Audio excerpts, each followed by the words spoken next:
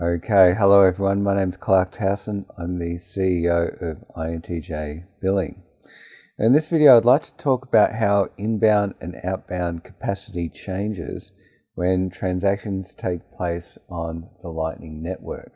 Now, what I've done here, I've developed this spreadsheet to try to give a view of what's going on my Lightning server when a transaction takes place. So you can see here my server's got under the dashboard transactions, there's outbound capacity and inbound capacity.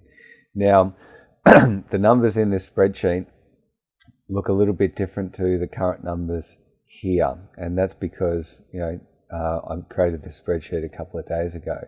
So the starting inbound capacity, okay, 21,273,321 Satoshis. And the starting outbound capacity, 10,708,416 Satoshis, right?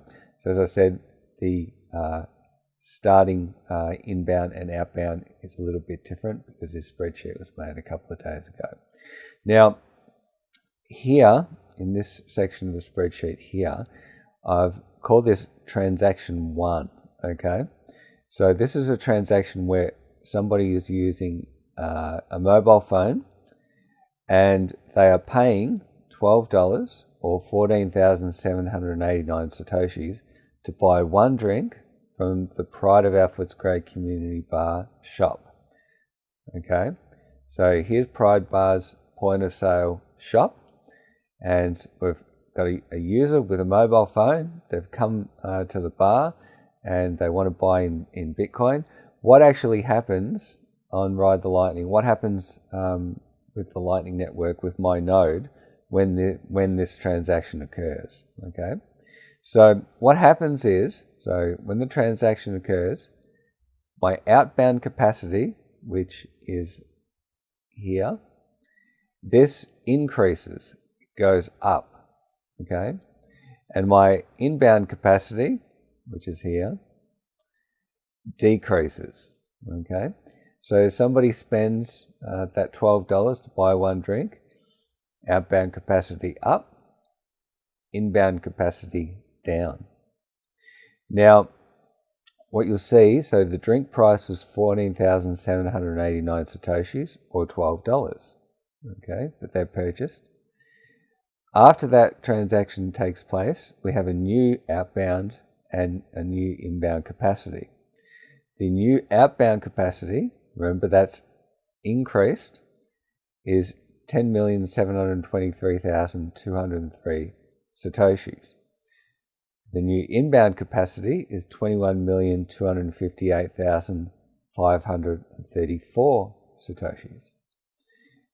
Outbound capacity has increased by the amount of Satoshis, okay, minus 2 Satoshis, which I think is a network transaction fee, right? The inbound capacity has decreased by 14,709 Satoshis minus the 2 Satoshi transaction fee. So we have a new outbound capacity and a new inbound capacity, okay? And you can see these are the numbers, right? So this takes a while to get your head around, to say, okay, what's actually happening when a transaction takes place? But putting it in a spreadsheet like this and say, okay, this is transaction 1. User with a mobile phone buys one drink from Pride Bar's online store, which is an app running on my BTCPay server. On Ride the Lightning, outbound capacity up, inbound capacity down by the amount of Satoshis that they've spent to purchase the drink. Okay? Now, what happens when, in my Ride the Lightning server, when I want to send money out? Okay, so let's say it's the end of the month and I want to send money to Pride Bar. Okay, so we have a starting inbound capacity and a starting outbound capacity.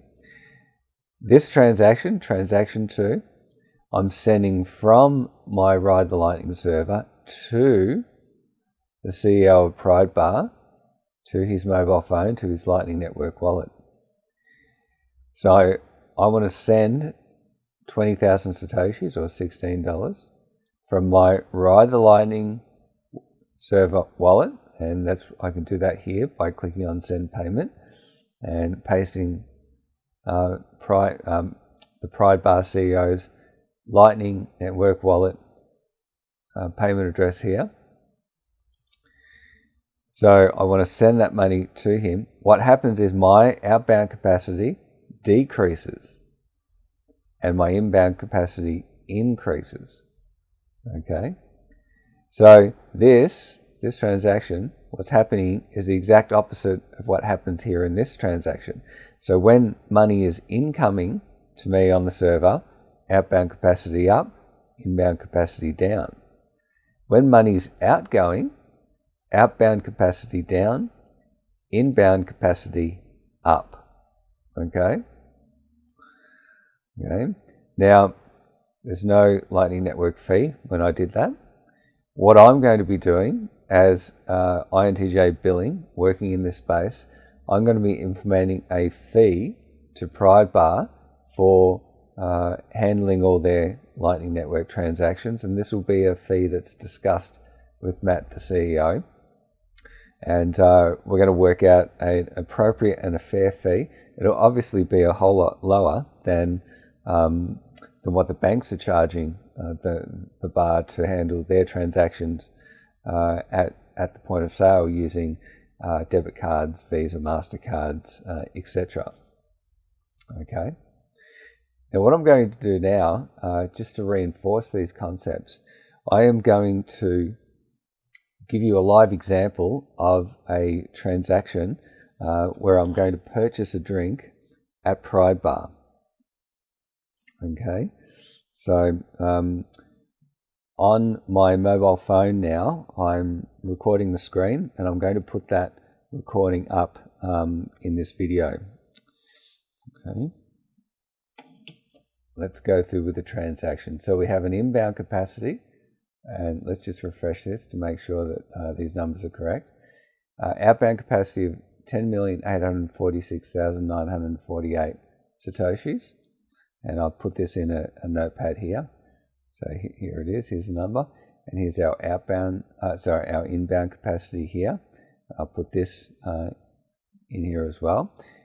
Now, what we're going to do over here, Pride Bar, I'm going to go through and I'm going to buy myself a golden state.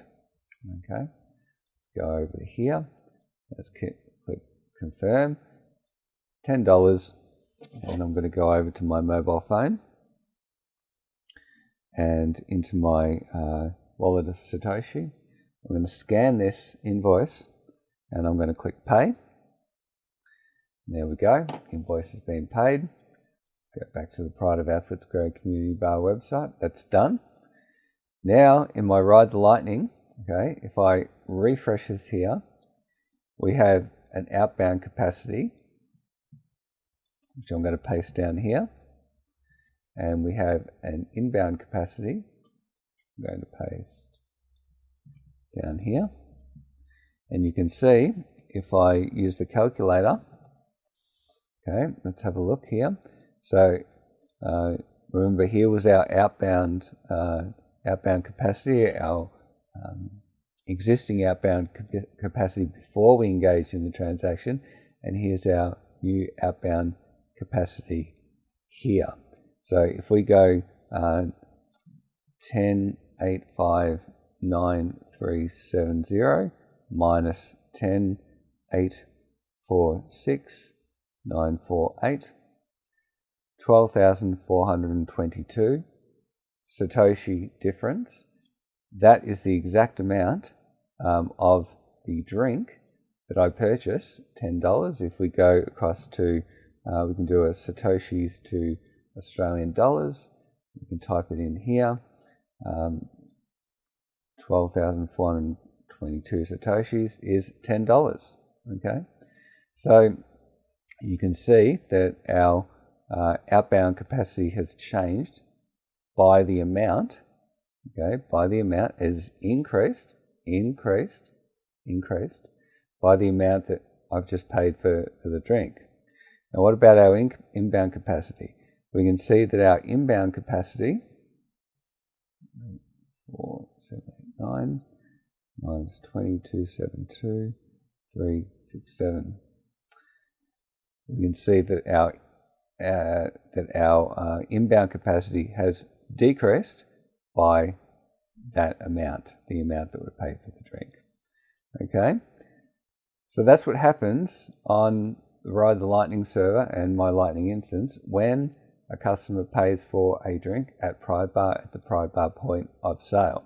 So over time, what will happen is I will see my outbound capacity, okay, continuously increase as more people at the bar purchase drinks at the Pride Bar point of sale app. Now this app will just be on an iPad behind the bar. So you can see the notification here that the invoice was paid. Someone who's purchased, that's myself, purchased a Golden State drink. Now this app, as I said, will sit on an iPad behind the bar at the point of sale. Okay. So yeah, over time, outbound capacity continuously increases as people continue to buy drinks. Okay. So yeah, that's it. That's what I wanted to discuss in this video. I hope that you found it useful. Yeah, my name's Clarke Towson. I'm the CEO of INTJ Billing. If you have any questions about the Bitcoin Lightning Network, I maintain a page here on intjbilling.com, my website. So if you just go to Bitcoin and Bitcoin Lightning Network, you'll be able to see a whole lot of details about the Bitcoin Lightning Network on this page. And feel free to get in contact with me if you're a merchant, if you're a store, if you'd like assistance setting up the Lightning Network and accepting payments. Please contact me and I'll give you a call. All right, all the best, everyone. Bye-bye.